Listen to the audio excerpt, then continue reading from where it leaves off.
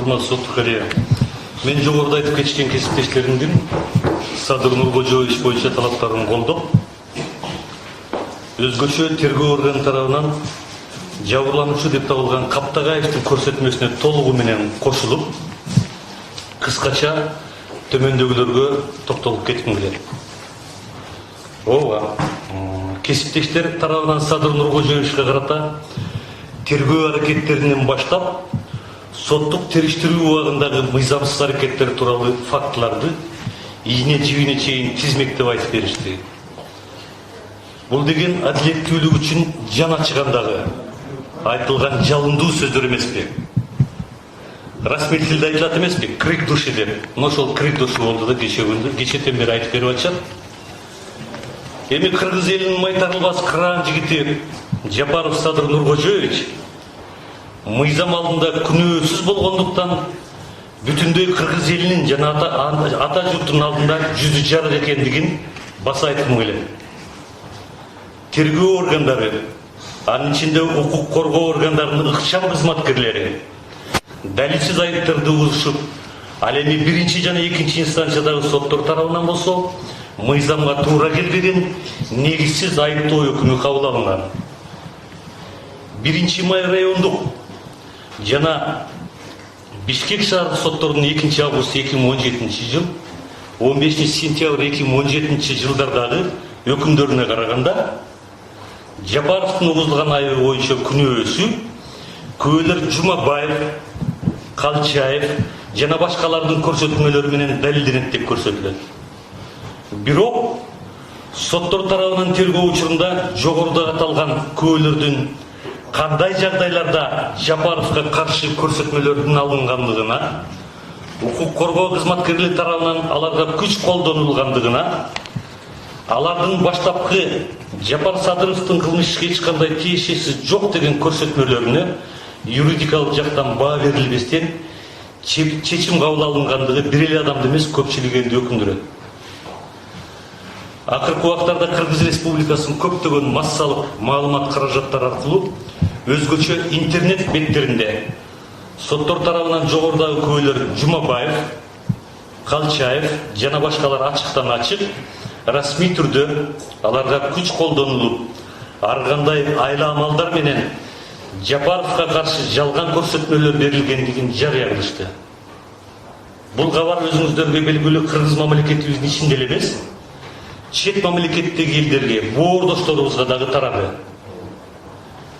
Убагында Кыргыз Республикасынын мурдагы акыйкатчысы, омбудсмен Аманбаев дагы расмий түрдө камакта отурушкан Калчаев, Кожобеков жана башкаларга Жапаровдун дарегине каршы көрсөтмөлөрдү бердиртүү максатында күч колдонулгандыгын фактылар менен көрсөтүп, мыйзамдын жана элдин алдында далилдеп берген.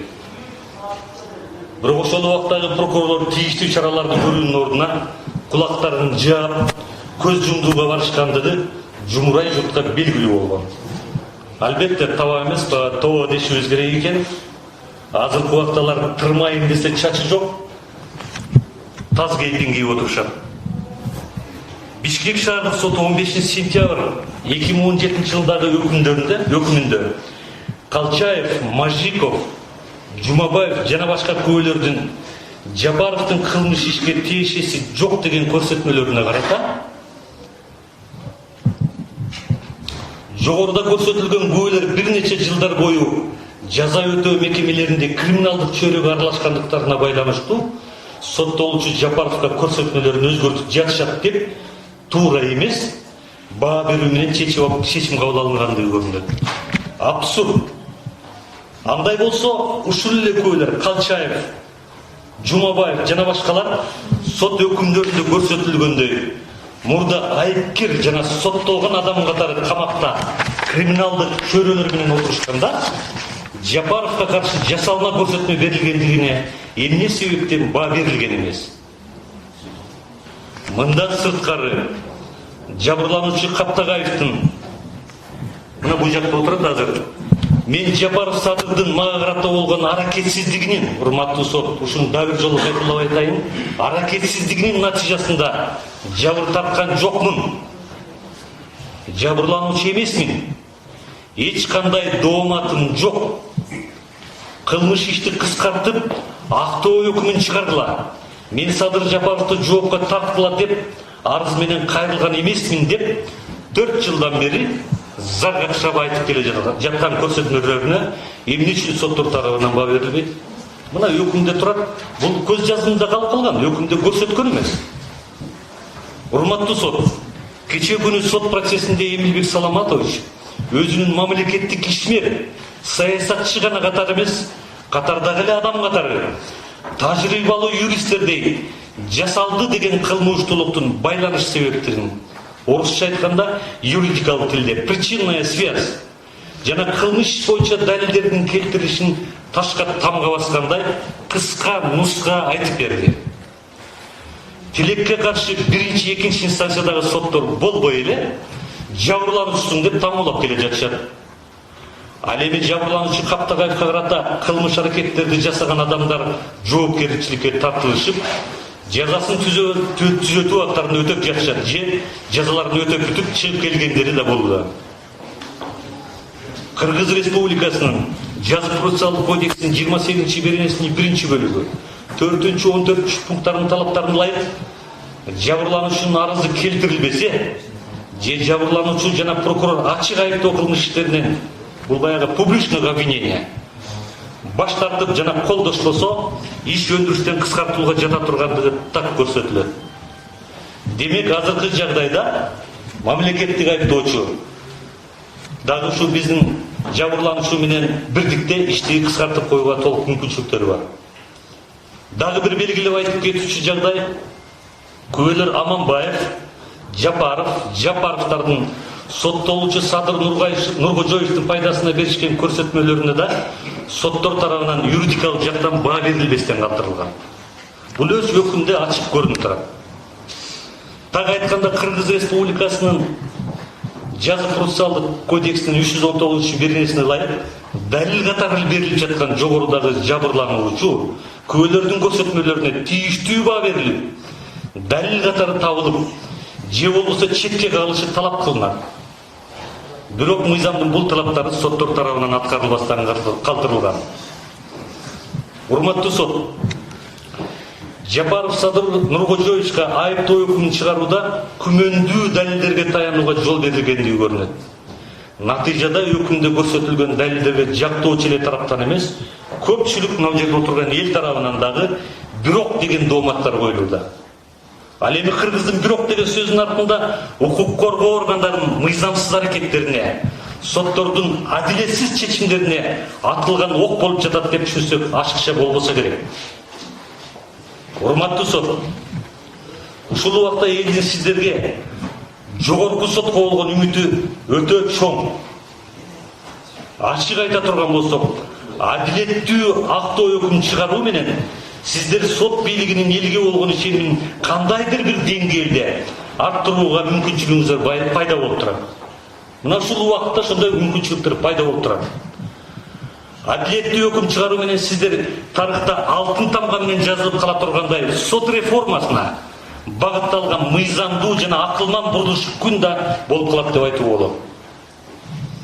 Ал эми адилетсиз өкүм чыгаруу менен сиздер жактообуздагы Садыр Нуркожоевичти эмес, өзүңүздөрдү күнөөлүү деп да өзүңүздөргө өзүңүздөр жаза чектеп өкүм чыгарган болуп каласыздар.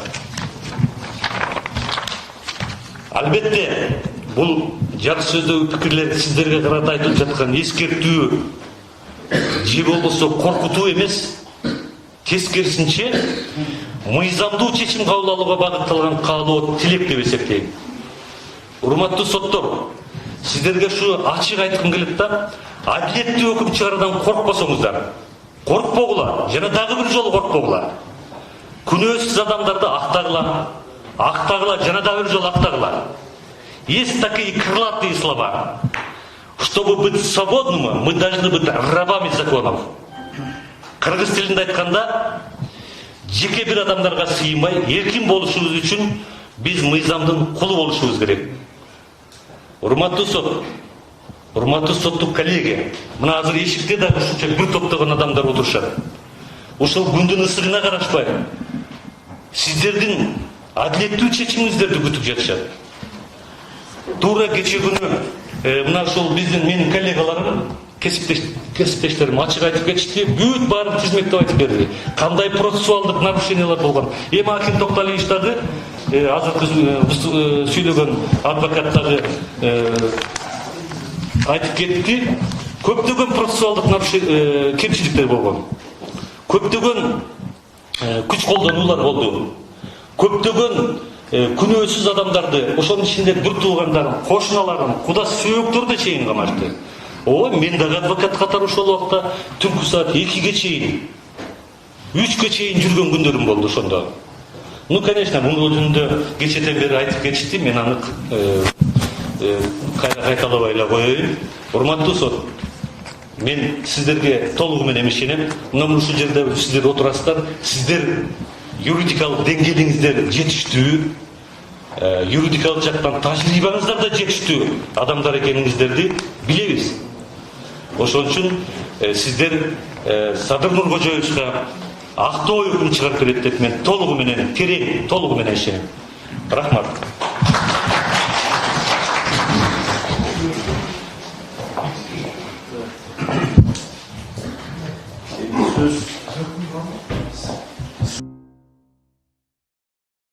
Сервистер урматтуу көрөрмөндөр, Кыргызстан YouTube каналына кошулуңуздар. Бул ылдыйда аябай сонун бар, ырлар бар, клиптер бар, аябай сонун жанакы бийлегиндер бар, бардыктын баары бар, шумдуктар бар. Мүмкүн да ушул каналдан сонун нерселерди, жаңылыктарды көрүп турам. Сиздер дагы көрүп чыргаңыздар. Болобу? Мен чыргагандан соң сиздер дагы аябай сонун чыргаңыздар. Ылдыйда мына колум турат го, ошонун ылдыйын тарткыла, мындай кылып тарткыла.